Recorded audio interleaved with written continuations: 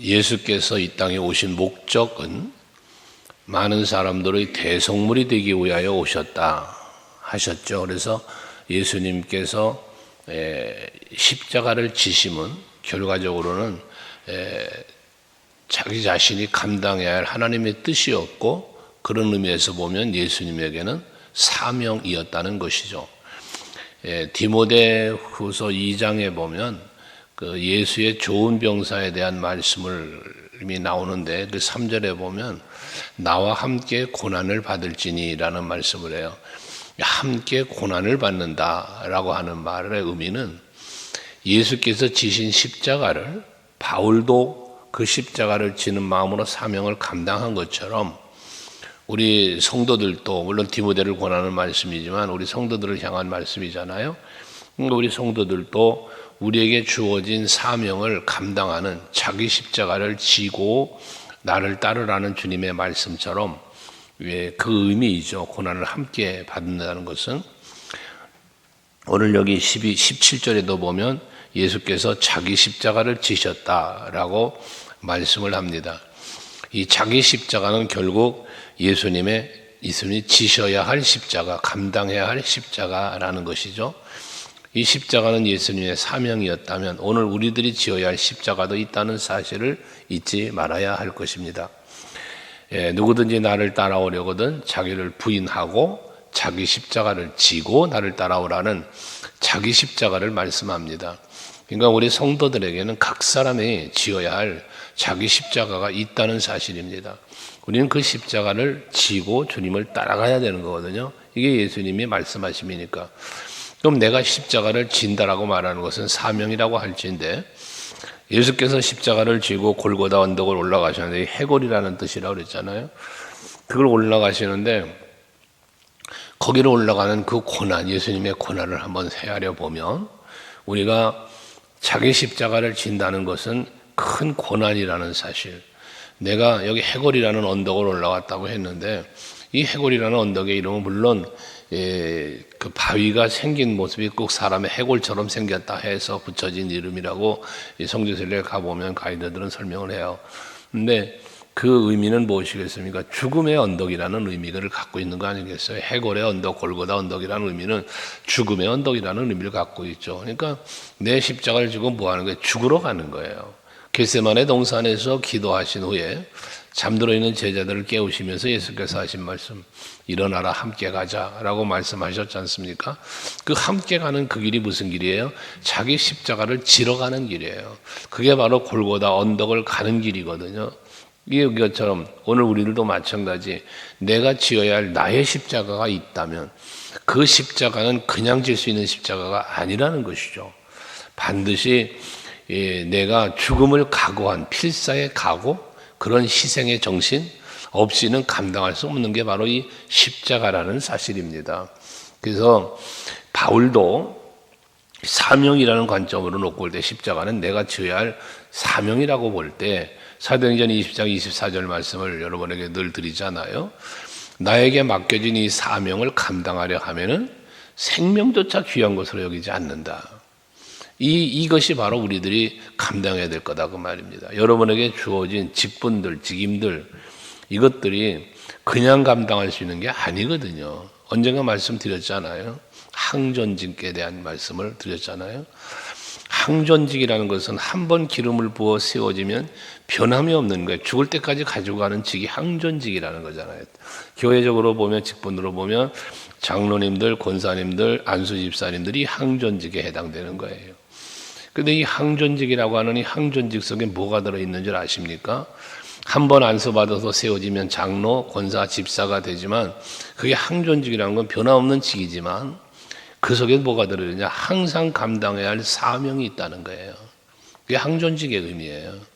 그런데 한국교회를 돌아보면 어떻습니까? 한 번 기름 부어 세워진 장로님, 권사님, 집사님들은 한 번 세워진 항전직이기 때문에 예배 빠져도 항전직, 헌신 안 해도 항전직, 그냥 가는 거예요. 그러니까 이런 부분들은 여러분 우리가 정말 한번 돌이켜 보아야 할 필요성들은 있다는 사실을 알아야죠. 그러니까 여러분들은 항상 기억해야 할 것입니다. 내가 지어야 할 나의 십자가가 있다는 것. 내가 지어야 할 나의 십자가가 있다는 이 사실을 우리는 꼭 기억하셔야 됩니다. 그리고 그 십자가를 지기 위해서는 생명조차도 아끼지 않았던 바울처럼, 예수님이 그러신 것처럼 우리들도 내 생명조차도 주님이 원하신다면 감리할 수 있는, 성명이신 그잖아요. 똑바로 보고 싶어요라는 찬양 중에 보면 가사가 그렇잖아요. 이 생명도 달라시면 십자가에 놓겠으니 라고 하는 그 고백이 참 여러분 우리가 한번 더 깊이 새겨봐야 할 것이라는 겁니다. 여러분들께서 하나님이 나에게 주신 직분 사명을 감당하는 일을 감당하기 위해 자기 희생이 따르지 않는 직분 감당을 할 수 없습니다. 내 시간을, 내 몸을, 내 물질을 하나님 앞에 드리지 않고 어떻게 우리가 직분을 감당하며 사명을 감당하겠어요? 그러니까 여러분들이 항상 그러한 마음을 갖고 헌신할 수 있고 우리가 하나님의 일을 감당할 수 있는 여러분 되시기를 바랍니다. 하나님 앞에 인색하지 말아야 돼요. 하나님의 일을 감당해 나가는데 인색하지 말아야 합니다.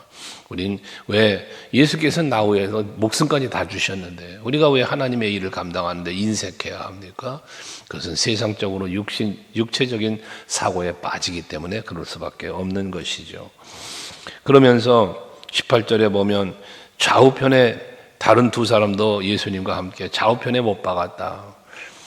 이게 두 행악자잖아요. 두 행악자를 양쪽에 달았어요. 강도라고도 표현하고요. 행악자라고도 표현하죠. 예수님은 앞에서 이미 묵상한 것처럼 행악자 취급을 받아요.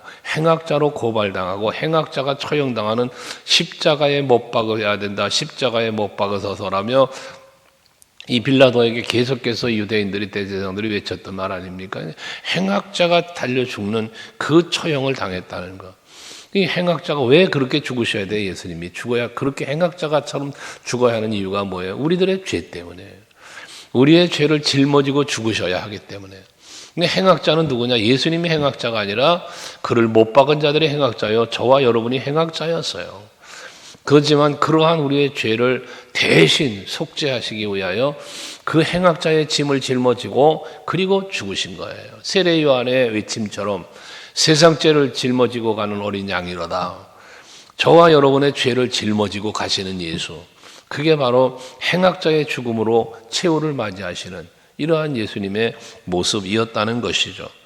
하기에 우리는 갈라디아서 2장 20절에서 바울이 고백한 것처럼 내가 그리스도와 함께 십자가에 못 박혔나니 라는 고백을 하잖아요. 예수가 십자가를 치실 때 내 죄가 이미 그 십자가에 얹혀져서 예수님이 그 무거운 짐을 짊어지고 죽으신 거다 말이에요. 고난을 감당하고. 그러니까 내가 살아있으면 안 되는 거예요. 내 육신의 소욕과 죄는 이미 예수님과 더불어 십자가에 죽어 있어야 되는 거예요. 그냥 내가 십자가에 예수님과 함께 십자가에 못 박혔으니 그런즉 이제는 내가 사는 게 아니라 누가 살아? 그리스도께서 내 안에 예수께서 사시는 것이라는 거예요. 이게 우리 그리스도인의 삶이라는 것이죠.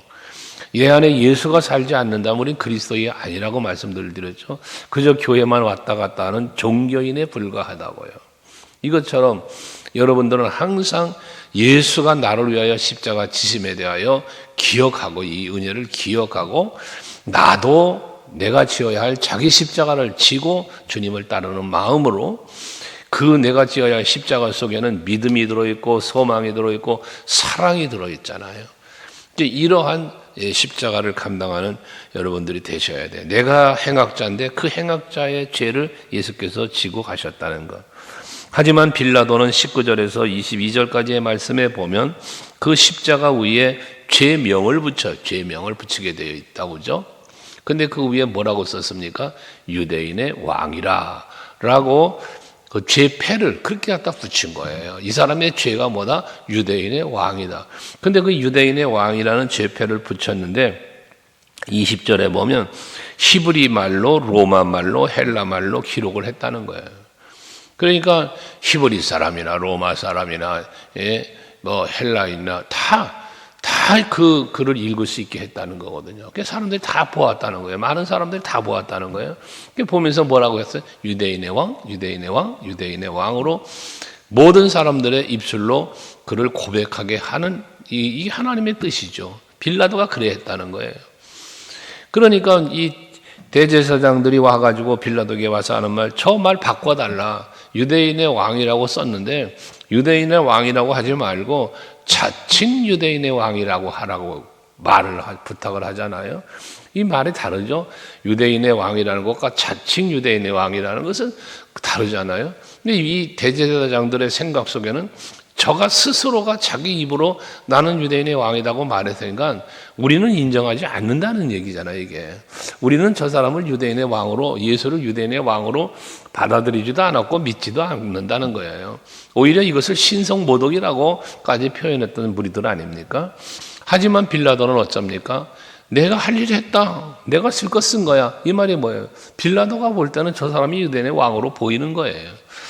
빌라도가 볼 때 예수는 그리스도로 보이는 거예요. 그러니 기가 막힌 현실 아닙니까? 하나님께 택함 받은 백성이라는 대제사장과 유대인들은 예수를 유대인의 왕으로 영접하지 않고 바라보지도 않는데, 그런데 이방인이었던 빌라도는 오히려 그를 유대인의 왕이라고 내가 쓸 걸 썼다라고 하는 이런 말을 할 수 있는 이런 상황들. 바울을 통하여 이방인의 구원을 이루시는 하나님을 보시죠. 그러니까 택함 받았던 이스라엘 백성들, 하나님의 백성들을 하나님은 그들보다도 이방인들의 구원을 선포하신 부분들이 많이 있지 않습니까?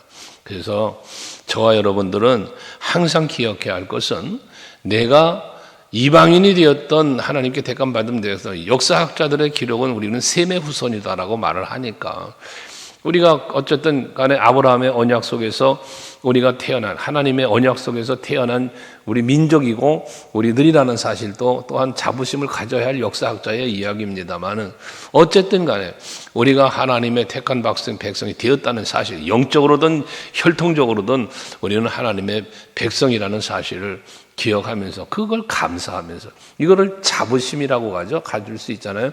이 부분에서 여러분들에게 늘 말씀드린 정체성, 자존감에 대한 이야기를 많이 드리잖아요. 이것이 우리에게 분명하게 있어야 되는 거예요. 나는 하나님의 자녀, 나는 하나님의 사람. 이 의식 속에 뭐가 들어있습니까? 예수님은 나 때문에 이 땅에 오신 분이야. 예수님은 나 때문에 십자가에 죽으셨어. 이게 내가 주인공이 되는 거예요, 내가. 이 하나님과의 관계 속에서. 그러니까 이것이 되지 않으면 우리 스스로의 정체성이 무너져 버리는 거예요, 여러분.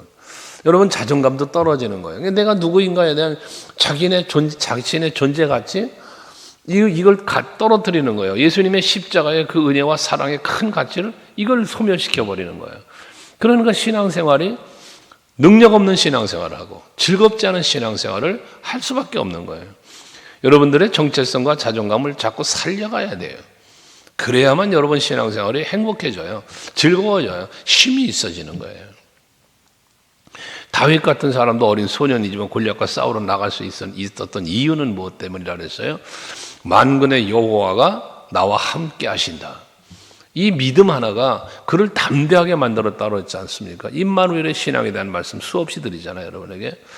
이것이 바로 우리들이 가져야 할 신앙의 자세라는 것.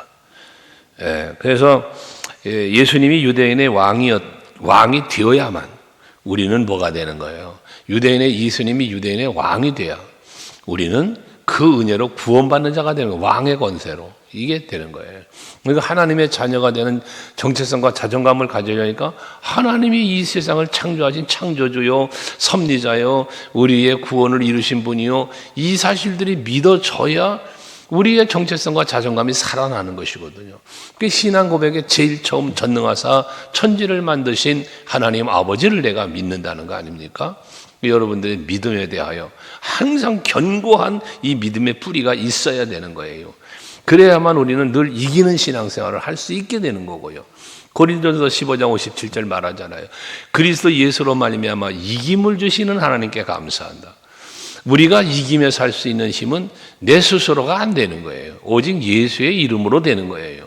오직 예수의 이름을 의지할 때, 그 십자가 능력을 의지할 때 우리가 이기는 자가 되는 거예요. 고린도전서 1장 18절 말하지만 십자가의 도는 믿지 않은 자들에게는 멸망의 저거지만 어리석고 그렇게 보이지만, 그러나 우리 그리스도인들의 십자가의 도는 뭐예요? 이건 능력이라 힘이라고 말하잖아요. 그것처럼 저와 여러분들은 항상 예수 그리스도가 우리의 왕으로 존재할 때 우리는 더 큰 권능을 갖게 되어진다는 것 꼭 기억하시기를 바라고요. 23절 이하는 계속해서 하신 말씀이 뭐냐면 성경을 응하게 하시려 했다. 성경을 응하려 했다. 예수님이 십자가에 죽으실 때 그 속옷을 제비 뽑아서 사람들이 나누어 갔지 않습니까? 근데 그조차 시편 22편에서 말씀하고 있던 그 상황을, 그 기록을 응하게 하시려고 예수님의 속옷조차 제비 뽑아 나눠 갖게 하시는 이 섬세한 하나님의 언약과 성취, 말씀이 선포된 것은 반드시 이루시는데 이렇게 아주 소세하고 구체적인 것까지도 말씀대로 되어지도록 섭리하며 일하시는 예수님을 볼 수 있어요. 뒤에 28절에도 가서 보면 성경을 응하게 하시려고 내가 목마르다라는 말씀을 했다는 것입니다. 내가 목마르다는 말씀은 시편 60편에 나오는 말씀인데 그 말씀을 인용한 거예요. 이게 그렇게 이미 시편에서 고백되었던 그 고백된 내용들이 예수님이 직접 그 말씀을 이루게 하시려고 내가 목마르다는 말씀을 하신다는 거예요. 또 내가 다 이루었다라는 말씀을 해요. 이 다 이름이 무엇입니까? 예수님 다 이루었다고 그랬는데 그 다 이름이 뭐예요? 하나님의 뜻을 이름이죠. 앞에서 말한 자기 십자가를 지시는 자기 사명을 다 감당하는 걸 말하는 거 아니겠습니까? 이것이 바로 예수님의 십자가에 담겨있는 여러 가지 상황들이라는 것이죠. 핵심은 그겁니다. 하나님의 뜻이 이루어졌다. 자기 사명을 끝까지 감당했다. 라는 의미를 이 다 이루었다 속에 가지고 있다는 것이거든요. 그러니까 저와 여러분 마찬가지입니다. 마지막 주님 앞에 서는 날이 우리 앞에 다가오고 있는데 그 앞에 섰을 때에 우리가 고백할 수 있는 것, 나에게 주어진 사명은 잘 감당했습니다. 그지? 끝까지 감당했습니다. 라고 내 입술로 고백할 수 있어야 될 것이고, 하나님께서도 저와 여러분을 보시면서 착하고 충성된 종아, 참 너에게 작은 일을 맡겼는데 참 잘 감당했구나. 이제 너가 이 주인의 잔치에 참 달란트 비해서 말하는 것처럼 주인의 잔치에 참여할 자가 되어질 것이다 라는 말씀처럼 하늘 보좌 앞에 여러분들이 서는 날에 그 엄청난 것들을 참여할 수 있는 여러분이 되실 수 있는 것, 이게 다 이름이에요. 자기 십자가를 끝까지 지고 감당하고 나아갈 수 있는 이러한 신앙의 모습, 이것이 바로 자기 십자가를 다 이룬 예수님처럼 우리도 그러한 성도들이 되셔야 할 거라는 것입니다. 오늘도 하루를 사시면서 내가 지어야 할 십자가는 무엇일까?